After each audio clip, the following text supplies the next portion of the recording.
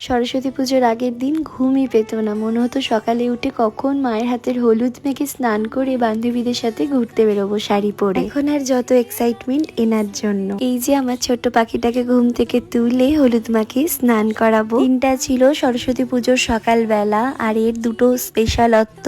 প্রথমটা, আমার বাড়ির সামনে দেখো সরস্বতী পুজো হয়, একদমই সামনে।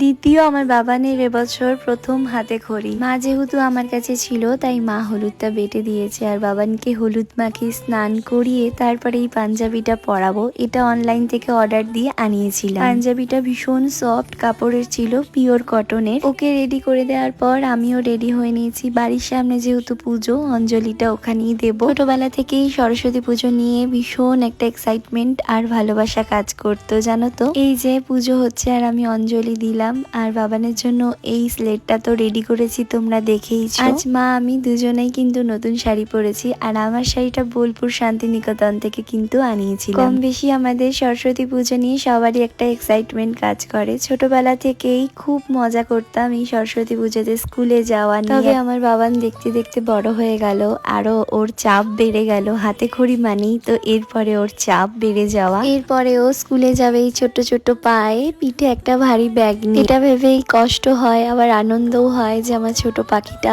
বড় হয়ে যাচ্ছে চোখের সামনে। এই ছোট্টবেলার সুন্দর জীবনটাই কিন্তু সত্যিই সুন্দর। তোমরা ভালো থেকো, সুস্থ থেকো, দেখা হবে অন্য ভিডিওতে। এখন বাই।